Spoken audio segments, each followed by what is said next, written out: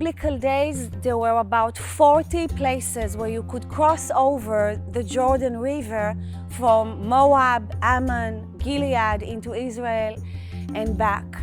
In our time, we have only 3 places to do that. So we were zigzagging.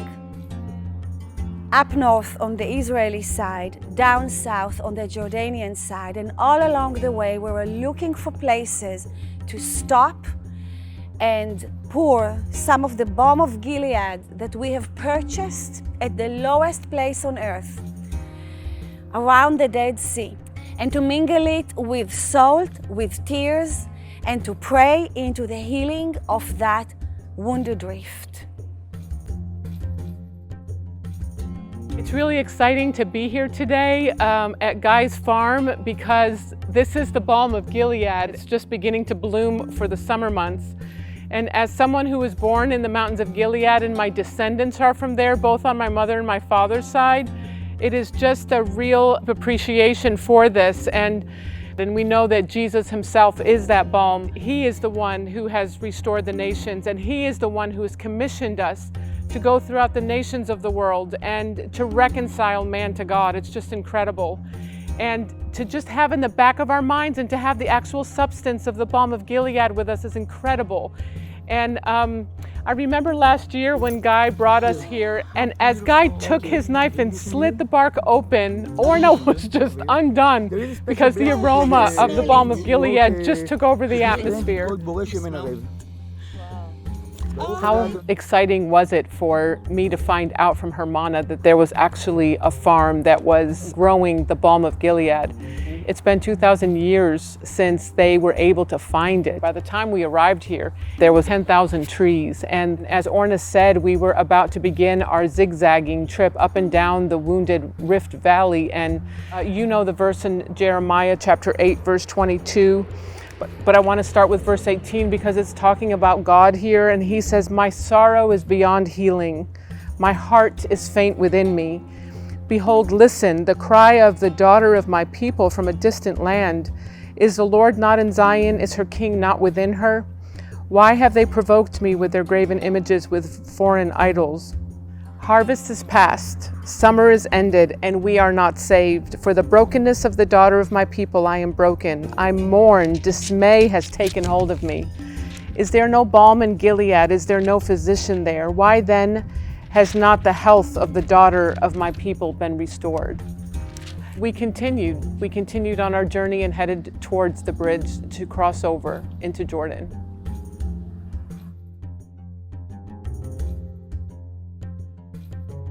On our first day in Jordan, we have arrived at a Dead Sea hotel in one of the hottest days in my life. So I do not remember a lot of what was said, not even by me, which is why I'm going to read from my notes and have Briskila respond to it when you can refresh my memory.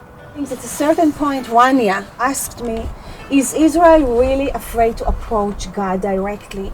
And I think it's because I shared about Naomi not being able to go to the Redeemer in the story. In a way, she didn't need Ruth to do that. The Torah makes a provision for her because she could go to the elders in the gate and appeal for her case. Also, she knew Boaz. She knew he was a kinsman redeemer. She did not do that. And so Rania asked, why are you not going as a nation directly to the Redeemer? Do you really need Ruth to do that? Because that's what I explained. And my answer was, let's listen to the story of the book of Ruth.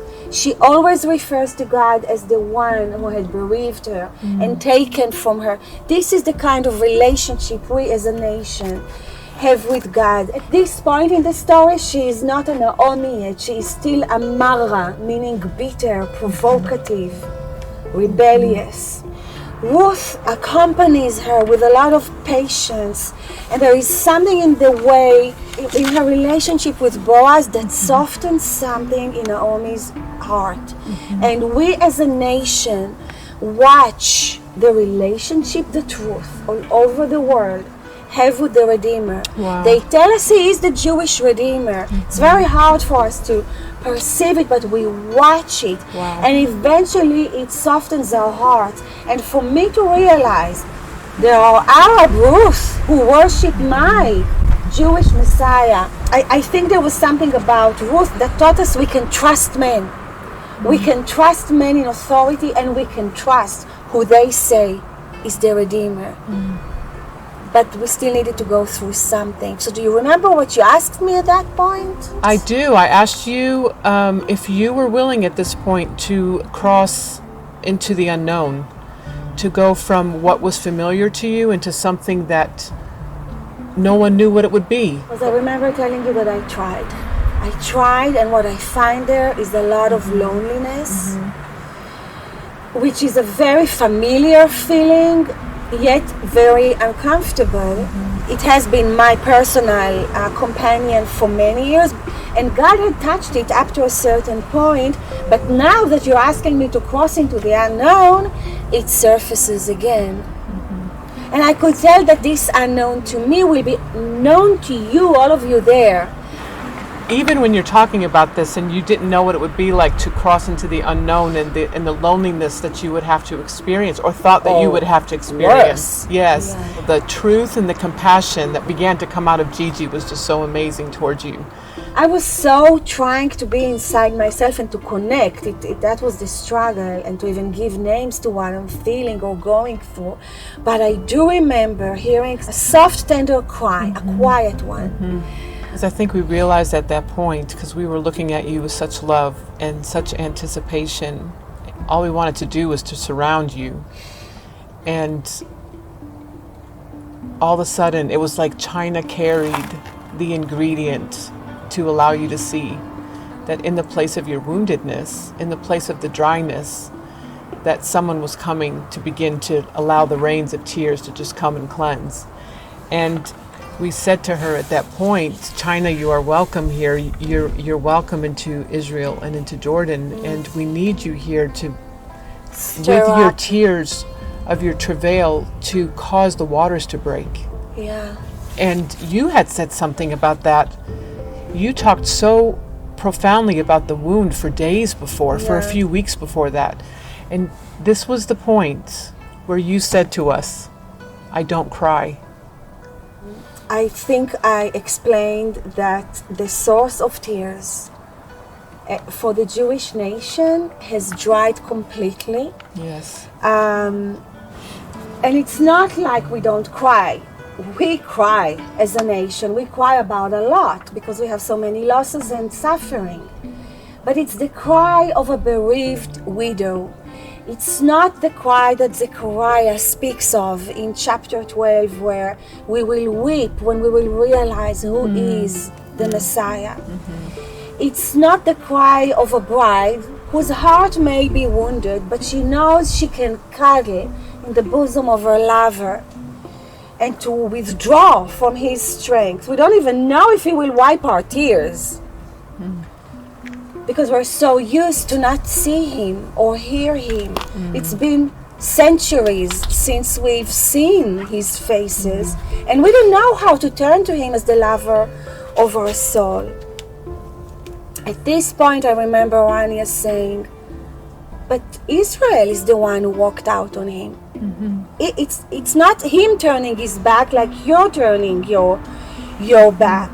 And he's not letting go of you. He's restoring you. Look at you. It was so evident to us in our love for you that it was time for the waters to break and for tears to begin to flow. So we gently asked you if you would just turn yourself towards her and towards what was going on in the spirit there.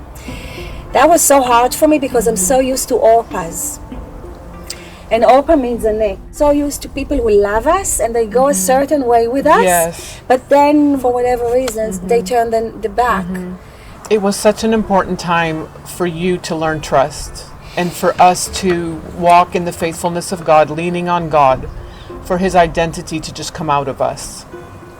That's what it really was. To come out of you towards me? For you to see that the Lord is there. Yeah. And that you would be able to trust him through us. Yeah. And the tears began to flow in Gigi. The travail was coming and none of us could deny it. And we knew that the healing was coming through her travail, through her tears. And we wanted you to receive it without us putting our hands on it. How did I react? You began to weep. And you even told us in the middle of it, because we were still getting to know you, but we loved you. And then you're the one that said to us, I have been dried up for a long time. I don't weep like this. So it was the love of God coming over you. It was a precious time, which made us feel that this might be some type of a turning point, Orna. Yeah, we didn't even know No, what's coming no, and how much I will need those tears. yes.